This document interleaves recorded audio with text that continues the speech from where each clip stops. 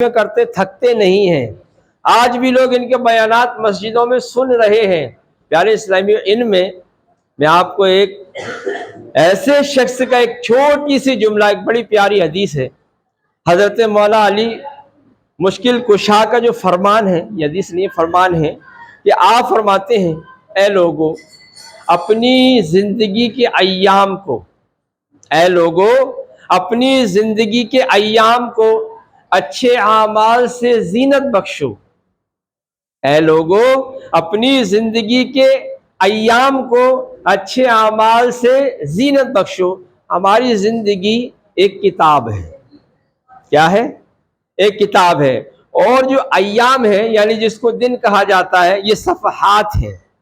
آپ فرماتے ہیں کہ اگر آپ نے اپنے اس ایام میں زندگی کے صفحات میں اچھے اعمال سے اس کو نہیں سجایا تو کل بروز قیامت کہیں ایسا نہ ہو کہ ہم ان اعمال کو پڑھنے میں شرم محسوس ہو، کیونکہ ہر انسان کو نامہ اعمال دیا جانا ہے۔ یہ میں نہیں کہتا، بلکہ اس ذات کا فرمان ہے، اس ذات کا فرمان ہے جس کا فرمان کبھی جھوٹا ہو ہی نہیں سکتا۔ سورج اپنا راستہ بدل سکتا ہے، چاند اپنی جگہ سے ہٹ سکتا ہے، پہاڑ اپنی جگہ سے ہٹ سکتے ہیں، لیکن قربان جائیے جس مبارک زبان کو اللہ پاک نے قرآن کریم نازل کرنے کے لیے اور لوگوں کو قرآن کریم پہنچانے کے لیے ایسی زبان کا منتخب کیا، ایسی زبان کو چنا جو کائنات میں اللہ پاک نے اس سے بہتر زبان کوئی بنائی نہیں، کوئی بہتر اس سے زبان ہے ہی نہیں، اور وہ زبان میرے مصطفیٰ کی زبان ہے کہ میرے مصطفیٰ نے زبان سے جو الفاظ نکال لیے اس کو لوگ احادیث پاک کہتے ہیں، اور جو قرآن کے ذریعے جو کلمات نکلے اس کو لوگ قرآن پاک کہتے ہیں۔ پیارے اسلامی بھائیوں، یہ زندگی کے ایام بہت قیمتی ہیں۔ انسان سمجھ نہیں رہا کہ ہماری زندگی کا جو ایک دن ہے گزر گیا، یہ ہماری زندگی کا ایک دن کم ہو گیا۔ دراصل بچے کی عمر اگر 5 سال کی ہو تو والد بھی امید لگاتے ہیں کہ بیٹا جوان ہوگا تو باپ کے سہارا بنے گا، باپ کے کاندھوں کا سہارا بنے گا۔ لیکن ایجوکیشن لائف، کسی نے بڑے پیارے انداز میں کہا تھا کہ education life is best life. آج کے اس دور میں کہتا ہوں بالکل نہیں، یہ غلط ہو گیا کہ education life is best life, یہ نہیں ہے۔ آج کے نوجوان ایجوکیشن پڑھنے کے بعد ہی بگڑ رہے ہیں۔ اگر ان کو ایجوکیشن کی جگہ دینی تعلیم دی جاتی، اگر ان کو قرآن کا درس دیا جاتا، اگر ان کو حدیث پاک کا درس دیا جاتا تو پیارے اسلامی پوری دنیا کے سائنسدان، پوری دنیا کے فلسفر، پوری دنیا کے جو ہے دانشور لوگ جنہوں نے بڑی بڑی کتابیں لکھی، کسی بھی کتاب کے اندر ماں باپ کے درجات کا بیان نہیں آیا۔ کسی بھی کتاب نے یہ نہیں بتایا کہ پڑوسی کے حقوق کیا ہیں، کسی کتاب نے یہ نہیں بتایا کہ تمہیں دوست کے ساتھ کون سا رویہ اختیار کرنا چاہیے، کسی کتاب نے یہ نہیں بتایا کہ بچے کی پرورش کس طریقے سے کرنا چاہیے۔ پیارے اسلامی، یہ قرآن ہے جو ہماری رہنمائی فرما رہا ہے۔ 1400 سال سے آج تک کوئی اس کا جواب نہیں لے کر آ پایا کہ قرآن، جس انسان نے قرآن کو اپنے بچوں کو سکھایا اور بچے کو عالم دین بنایا، تو تاریخ شاہد ہے ایسے بچے والدین کے فرما بردار ہوتے ہیں، ایسے بچے والدین کے فرما بردار ہوتے ہیں۔ ہم نے انہی بچوں کو بگڑے ہوئے دیکھا ہے جو ہائی اسکول، انٹر اور ماسٹرز کرنے کے بعد، بی کام کرنے کے بعد اپنے ماں باپ کو اولڈ ہاؤس میں چھوڑاتے ہیں اور ان کو وہ بوجھ محسوس لگنے لگتے ہیں۔ جن ماں باپ نے اپنا خون پسینہ بہا کر ان بچوں کی اچھے مستقبل کے خواب دیکھے تھے، ان کے تو خواب پورے ہو گئے، لیکن ہمارے یہ ماں باپوں کے خواب ٹوٹ گئے۔ اب وہ بچے کو ملنے تک کی فرصت نہیں ہوتی۔ تو پیارے اسلامی، اچھے اعمال، جب ہم زندگی جی رہے ہیں اور زندگی جینے کا طریقہ ہمارا یہ ہے کہ ہم جو بھی دن ہمارا گزر گیا وہ ہماری زندگی کا کم ہو جاتا ہے۔ 5 سال کا بچہ ہوا، اب پتہ چلا اگر بچے کی عمر 50 سال کی ہے تو 45 سال عمر باقی رہ گئی، یہاں گھٹ رہی ہے، ادھر توجہ نہیں ہوتی، ادھر ہے کہ اب بچہ بڑا ہو رہا ہے، بڑا ہو رہا ہے، لیکن ہمارے بزرگان دین رحمہم اللہ کا بڑا پیارا نظام تھا۔ حضرت ذوالنون مصری رحمۃ اللہ تعالی علیہ ایک باغ کے قریب سے گزرے، باغ میں دیکھا کہ ایک نوجوان ہے، اور نوجوان جو ہے نا ایک طرف بیٹھا ہوا ہے، درخت کے سہارے بیٹھا ہوا ہے، اور آپ نے اس کو سلام کیا، اس نے سلام کا جواب نہ دیتے ہوئے انگلی سے زمین پر کچھ لکھ دیا اور کہا یہ زبان سینکڑوں گناہوں کا انبار لگا دیتی ہے، یہ زبان سینکڑوں گناہوں کا انبار لگا دیتی ہے، اے ذوالنون مصری خاموش رہنا بہترین چیز ہے۔ اور حضرت ذوالنون مصری یہ بھی اللہ کے ولی تھے، یہ بھی اللہ ہی کے ولی تھے، اس نے اپنے جملوں میں یہ بات کہی۔ حضرت ذوالنون مصری رحمۃ اللہ تعالی علیہ بے ہوش ہو گئے یہ بات سن کر، پھر افاقہ ہوا، آپ نے بھی اپنی شہادت کی انگلی اٹھائی اور زمین پر کچھ لکھ دیا۔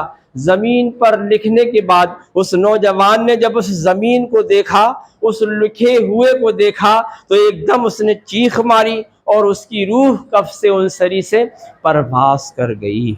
ہر اسلام میں حضرت حسن، حضرت ذوالنون مصری رحمۃ اللہ تعالی علیہ نے اس زمین پر کیا لکھا تھا کہ اس کی وجہ سے اس بندے کی روح پرواز کر گئی۔ حضرت ذوالنون مصری نے لکھا تھا بے شک گناہ کا انبار زبان لگاتی ہے، اے لکھنے والے اگر لکھنا ہے تو وہ چیز لکھ کہ کل بروز قیامت تجھے پڑھنے میں شرم محسوس نہ ہو۔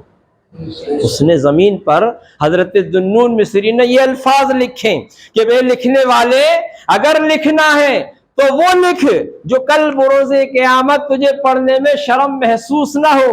یہ سن کر اس کی روح کف سے انصری سے پرواز کر گئی۔ پیارے اسلامی بھائیوں، جب حضرت ذوالنون مصری کو کچھ افاقہ ہوا، دیکھا وہاں کی روح، اس کی نوجوان کی روح تو وہاں ہے ہی نہیں، وہاں ہے ہی نہیں۔ کافی تلاش کرنے کے بعد ایک درخت کے سہارے اس کی مٹی پڑی ہوئی تھی، اور غیب سے آواز آئی، اے ذوالنون جو ہمارا ہو جاتا ہے ہم اس کو لوگوں کے حوالے نہیں کرتے، اپنے ذمے لے لیا کرتے ہیں۔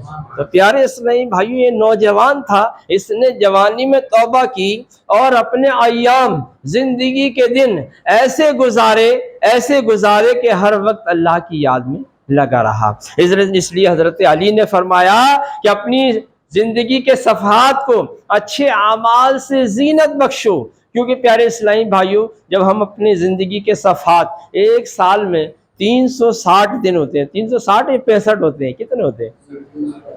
اتنے دن ہوتے ہیں۔ اب پیارے اسلامی بھائیوں پتہ چلا کہ ہماری ایک سال کی جو زندگی ہے وہ تقریباً ایک کتاب یعنی ایک جلد بنتی ہے۔ اب اس جلد میں ہم نے کیا لکھا؟